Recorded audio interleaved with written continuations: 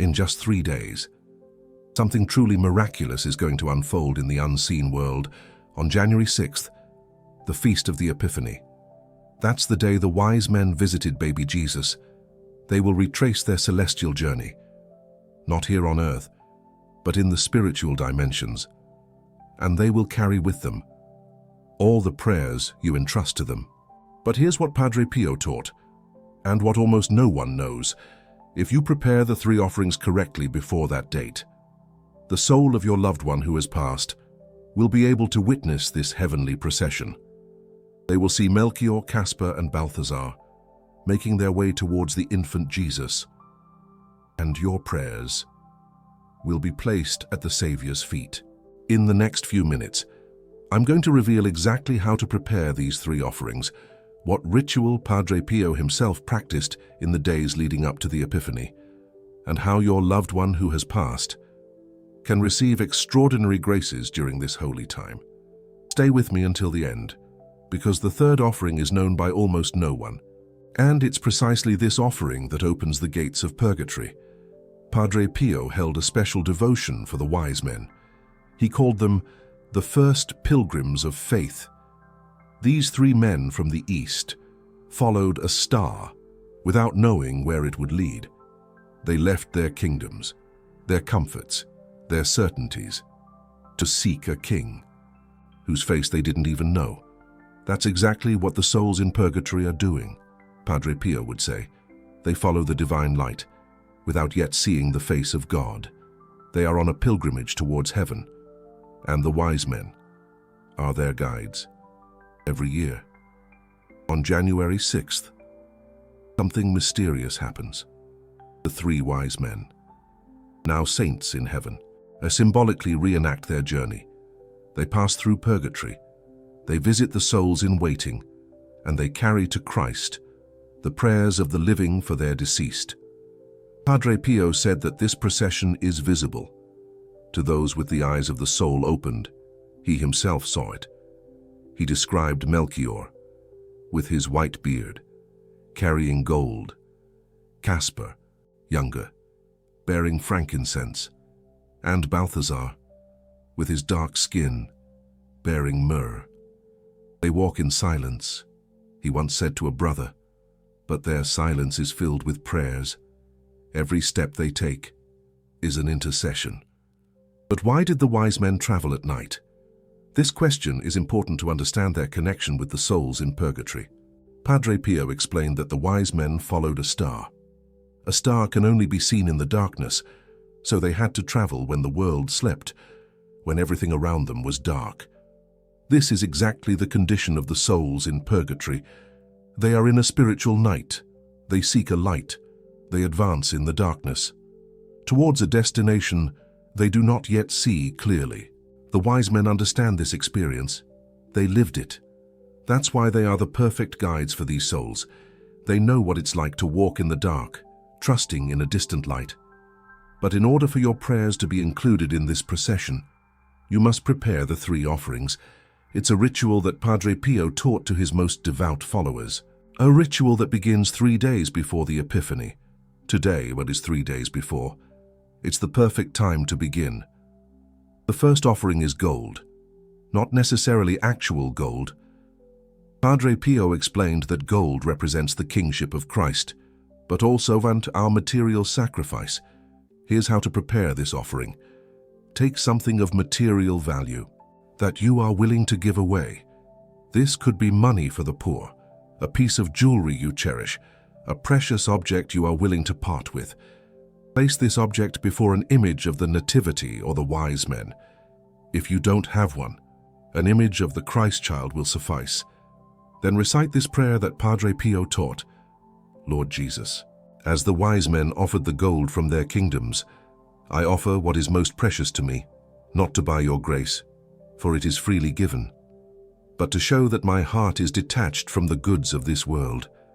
Accept this offering for the soul of my loved one who has passed.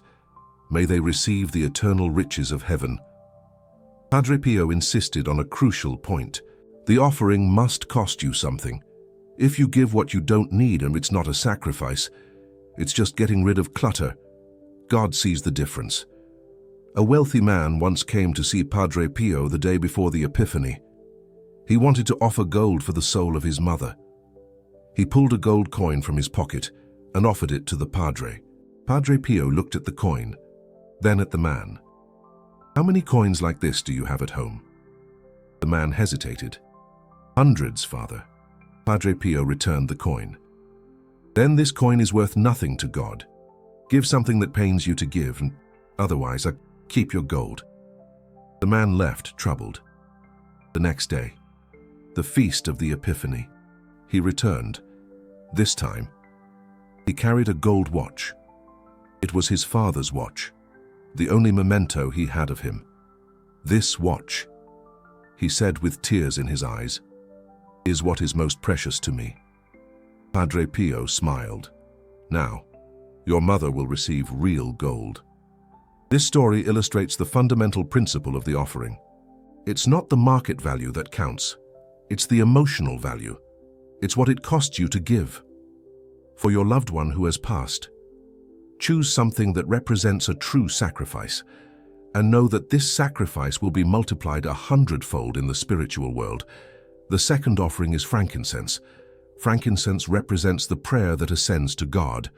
It is the symbol of our adoration, our praise, our intercession. Padre Pio used real frankincense for this ritual. If you have some, that's ideal.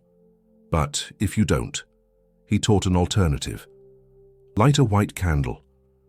The smoke from the candle can symbolize the frankincense, if your heart is sincere. Here's the ritual. The second day before the Epiphany, so tomorrow, you will light the frankincense and draw the candle. At 3 p.m., the hour of divine mercy, watch the smoke rise, visualize your prayers rising with it, and recite this prayer. Lord Jesus, as the wise men offered the frankincense from their lands, I offer the smoke of my prayer. May each wisp that rises be an intercession for the soul of my loved one who has passed. May my words cross the dimensions and reach your throne. May the soul for whom I pray smell the fragrance of this offering. Padre Pio recounted that the souls in purgatory perceive frankincense in a particular way. For us, it's a fragrant smoke. For them, it's a light. Each grain of frankincense that burns for them becomes a point of light in their darkness. One day, a nun asked Father Pio why the church used so much incense during its liturgies. Father Pio responded, "Because incense doesn't stay on earth. It rises, and everything that rises to God carries our intentions with it. When you burn incense for a departed soul, you're sending them light through the celestial mail." This image of the celestial mail stuck with the nun. She started burning incense every day for the souls in purgatory, and she reported that several of them appeared to her in dreams to thank her. The smoke you see disappearing isn't lost, Father Pio would say. It simply changes dimension. In the invisible world, it continues to exist. It reaches its destination. Tomorrow, when you burn your incense or your candle, remember this. You aren't performing a vain gesture. You're sending a real offering across dimensions. The third offering is myrrh, and this is where the ritual becomes profound, because myrrh isn't a joyful gift. It's the symbol of suffering, of death. As of the ultimate sacrifice, the wise men offered myrrh to a baby. It was prophetic. They were already announcing his death on the cross. Myrrh was used to embalm bodies. It was a funeral gift, offered to a newborn. Father Pio said that myrrh is the most powerful offering for the souls in purgatory, because they are in a state of suffering. They understand myrrh better than anyone. But how do you offer myrrh? Father Pio taught that spiritual myrrh is our own suffering, our pains, our trials, our sacrifices. The third day before Epiphany. So today itself, you're going to do this. Take a piece of paper. Write down a suffering you carry, an illness, a bereavement, a difficulty, a trial you're going through. Then pray like this. Lord Jesus, as the wise men offered the myrrh from their lands, I offer the myrrh of my life. This suffering that I carry, I give it to you, not so that it disappears, but so that it's transformed. May my pain become grace for the soul of my loved one who has passed. May what I suffer alleviate what they suffer. This prayer is extraordinarily powerful. Father Pio rarely taught it, only to souls who were ready to understand. Your suffering isn't useless, he would say. It's a currency in the spiritual world, a currency you can spend on those you love. A woman came to see him. She was suffering from incurable cancer. She was going to die and she knew it. She was terrified, and not for herself, but for her husband who had passed away a few years earlier. "Father," she said, "my husband wasn't a saint. He did a lot of wrong in his life. I'm sure he's in purgatory, but I'm going to die soon. Who will pray for him after me?" Father Pio looked at her with compassion. "Your cancer can save your husband." The woman didn't understand. "Offer your suffering for him," Father Pio explained. "Every pain you endure, offer it for his soul. When you die, you will have paid his debt. You'll enter heaven together." The woman did exactly that. During the month she had left, she offered every suffering for her husband, and on the day of her death, Father Pio said to the friars present, "I see two souls rising together to heaven, the man and the woman. She pulled him out of purgatory with her myrrh." This story shows you the power of the third offering. Your suffering can liberate souls. Your trials can open the gates of purgatory. Today, write your suffering on that paper and offer it as the wise men offered their myrrh. Now, let me explain how the three offerings work together. Father Pio taught that the 3 days before Epiphany correspond to the three offerings.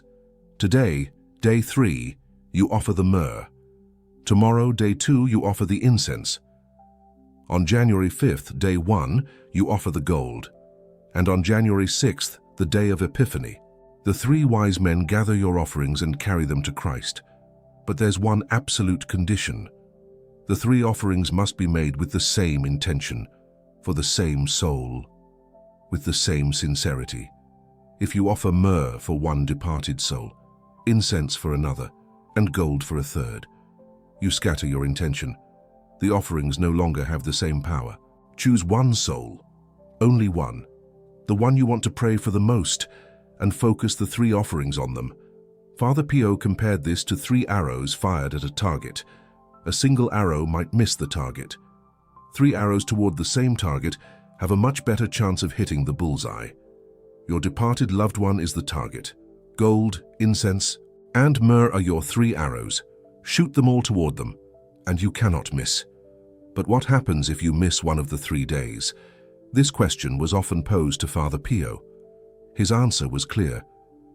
If you miss a day, the ritual loses some of its power but doesn't become useless. 2 offerings out of 3 are better than nothing. But the effect will be reduced. He compared it to a 3-legged stool. With 3 legs it's stable. With 2 legs it can still hold, but it wobbles.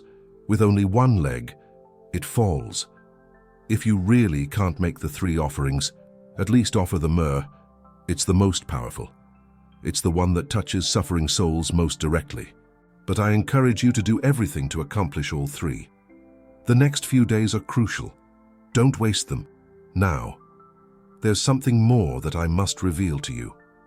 On January 6th, the day of Epiphany itself, you must perform one last ritual, a ritual that Father Pio practiced at San Giovanni Rotondo every year, a ritual that seals the 3 offerings and sends them definitely to heaven.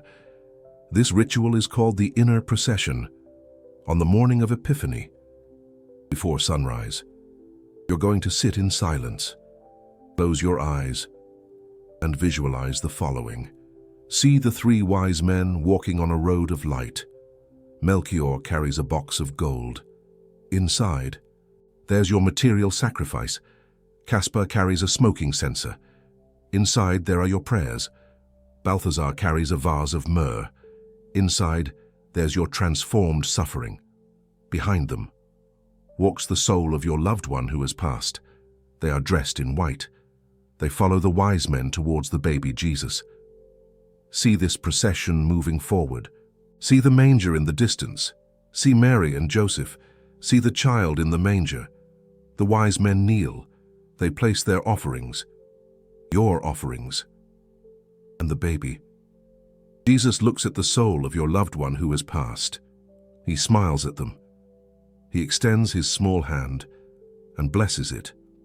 This visualization isn't just imagination, Padre Pio used to say. It's participating in something real. When you visualize this with faith, you make it real in the spiritual world.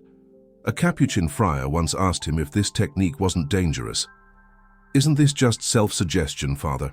he inquired. Padre Pio responded, "When a child imagines they are speaking to Jesus, is that self-suggestion? No, it's prayer. Every sincere prayer creates a spiritual reality. Visualization is simply prayer, with images instead of words. This explanation transformed the friar's understanding. He started practicing the inner procession every Epiphany, and he testified to extraordinary graces received for the souls. Now, let me tell you a story that Padre Pio shared with very few people. In 1947, a man came to see him on the eve of Epiphany. His name was Joseph Martini, a merchant from Florence. His only son had died 2 years earlier, at the age of 12, from typhoid fever. Joseph was devastated. Since his son's death, he no longer prayed, he no longer believed. He had come to see Padre Pio not out of faith, but out of despair.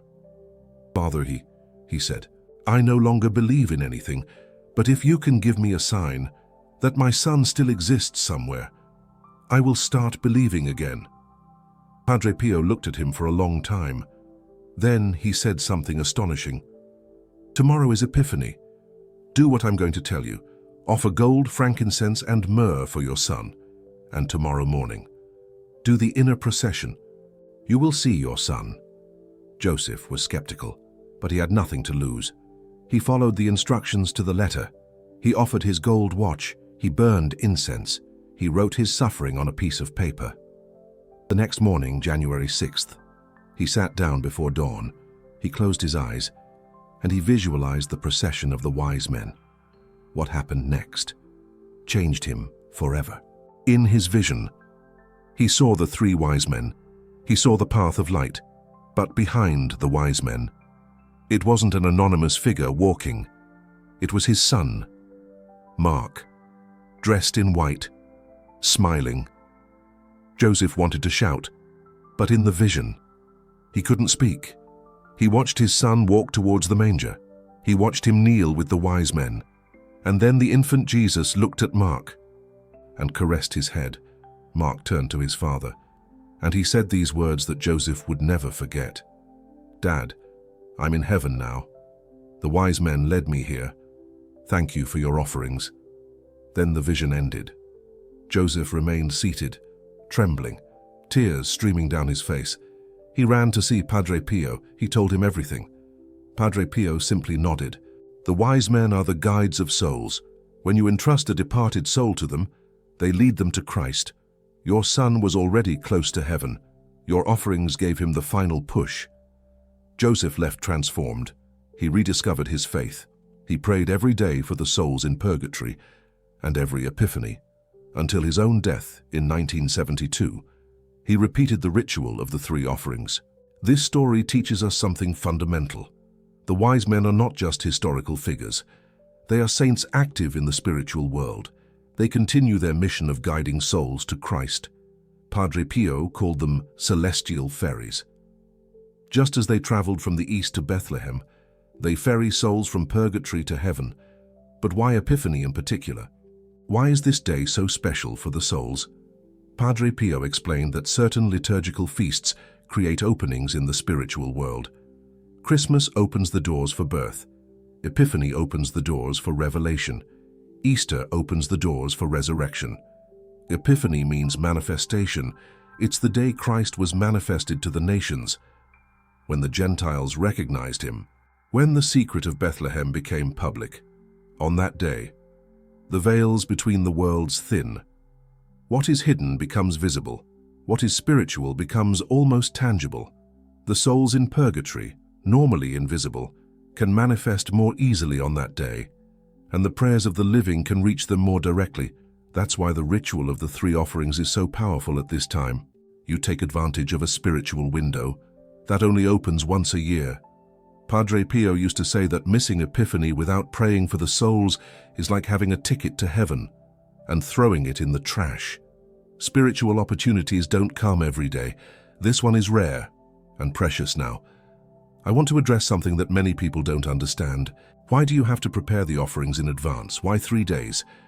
Padre Pio explained that the preparation is as important as the act itself. When you prepare an offering for 3 days, you create a sustained intention. You build a spiritual energy that accumulates. It's like filling a reservoir. Each day of preparation adds fuel, and on the day of Epiphany, you release all that energy at once. A prayer made at the last minute doesn't have the same power as a prayer prepared for days. It's not that God is less generous with spontaneous prayers, it's that you are less prepared to receive his answer. Padre Pio compared this to an athlete preparing for a competition. An athlete who trains for months will perform better than an athlete who arrives without preparation. Your 3 days of preparation are your spiritual training. They make you capable of receiving the graces of Epiphany. But there's something else. The 3 days also correspond to a profound symbolism. 3 days is the time that Jesus spent in the tomb. 3 days is the time that Jonah spent in the belly of the whale. 3 days is the time that the wise men traveled after seeing the star disappear. The number 3 is the number of transformation, from death to resurrection, from darkness to light, from purgatory to heaven. When you prepare your offerings for 3 days, you participate in this dynamic of transformation. You help the soul of your loved one who has passed to move from their current state to a better state. Father Pio used to say that numbers are not arbitrary in the spiritual world. They carry meaning. 3 days of preparation is invoking the power of the Trinity. 3 offerings is honoring the 3 divine persons. 3 wise men is the perfect testimony. By following this ritual, you align yourself with profound spiritual realities. You enter a stream of grace that has existed for 2,000 years. What you've just heard is part of Padre Pio's most profound teachings on the Epiphany. This knowledge has been passed down orally by the Capuchin friars who knew him. Each video on this channel represents hours of research into rare testimonies and hard-to-access archives. The super thanks button below isn't just financial support, it's your active participation in spreading these teachings. When you click on that golden heart, you become a modern-day wise man, carrying the light of these truths to other searching souls. Every person who supports allows more revelations to be shared. Now, I want to tell you another story, the story of a Capuchin friar who practiced this ritual for 40 years. Friar Pellegrino lived at the friary of San Giovanni Rotondo. He arrived in 1938. When he was 25 years old, he lived alongside Padre Pio for 30 years, until the saint's death in 1968. Friar Pellegrino had lost both of his parents in a train accident when he was a child. This tragedy had pushed him towards religious life, but he carried a weight in his heart. His parents had died without receiving the last rites. He feared for the salvation of their souls. Padre Pio noticed him one day. "Why is your face so sad, my son?" Friar Pellegrino confided everything: his parents, the accident, the absence of sacraments, his fear that they'd been in purgatory for decades. Padre Pio listened attentively. Then he said something that changed the friar's life. Each Epiphany, perform the ritual of the 3 offerings. For your parents, do it with perseverance, with faith, and one day you will know that they are in heaven. Friar Pellegrino began that year, 1938, and he continued every year for decades, without ever receiving a sign, without ever seeing his parents in a vision. But he continued, because Padre Pio had told him to. In 1975, 7 years after the death of Padre Pio, Friar Pellegrino was performing the ritual, as he did every year. He was 62 years old, his hair was white, and he was still praying for his parents. That year, during the interior procession, something different happened.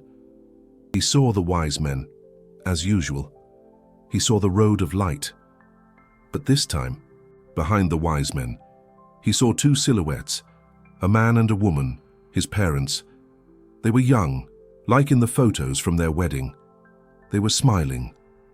They were walking hand in hand towards the manger.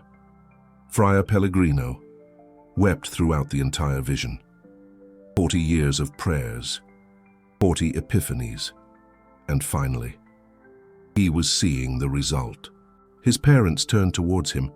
His mother said simply, "Thank you, my son." Then they continued towards the infant Jesus and disappeared into the light. Friar Pellegrino lived another 15 years.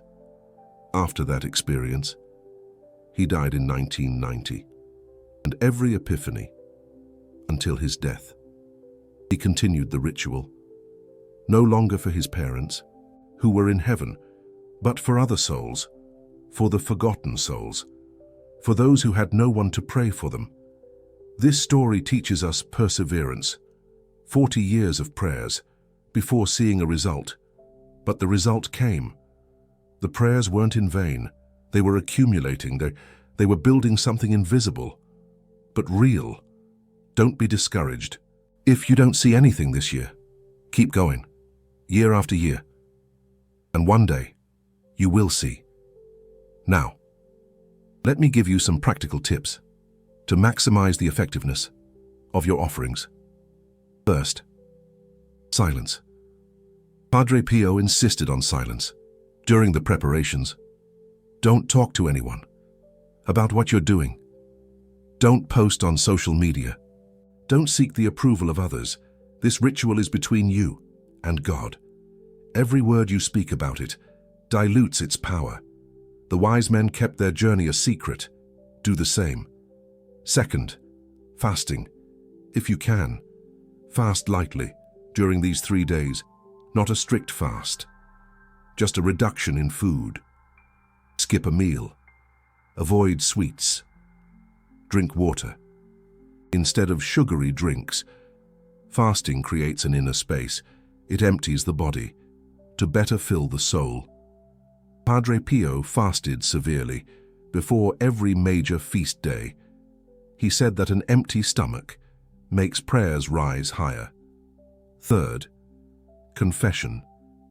If possible, go to confession before the Epiphany. A soul in a state of grace prays with more power than a soul in a state of sin. Padre Pio was categorical on this point. You cannot help the souls in purgatory if your own soul is stained.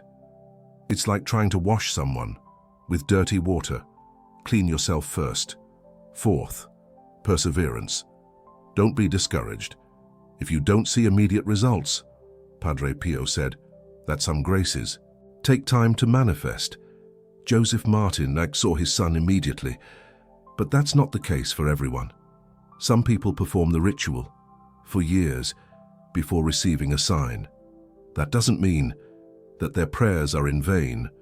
It means that God has a different timing. Fifth, gratitude. Whatever the outcome, thank God. Thank the wise men. Thank the soul of your loved one who has passed for the bond that unites you. Gratitude multiplies graces. It opens doors that asking alone cannot open. Padre Pio always ended his prayers with thanks, even when he hadn't received anything yet. I thank you in advance, baby, he would say, because I know that God will answer. The form of his answer matters less to me than the certainty that he will answer. That attitude of trust is essential. Enter the ritual of the 3 offerings with the certainty that something will happen, not with doubt. Doubt is a poison for prayer. Now, let me tell you about what happens for the soul of your loved one who has passed. During this ritual, Padre Pio described the experience. From the soul's side, he saw it. He knew what it felt. When you offer myrrh, he said, the soul feels a relief, as if a part of its suffering were being drawn away or transferred into your offering. It feels lighter. When you offer frankincense, the soul sees a light that descends towards it, like a ray of sunlight, through the clouds. This light warms it. It reminds it that heaven exists and that it will get there. When you offer gold, the soul receives a crown, not a visible crown, but a restored dignity. It remembers that it is a child of God, an heir to the kingdom. This memory gives it hope. And on the day of the Epiphany, when the wise men pass through purgatory, the soul that has received your 3 offerings is called. It hears its name.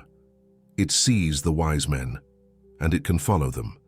Not all souls follow all the way, Father Pio clarified. Some are not yet ready. They accompany the wise men for a time, then return to purgatory. But even this short journey brings them closer to heaven. Other souls are those that are almost purified.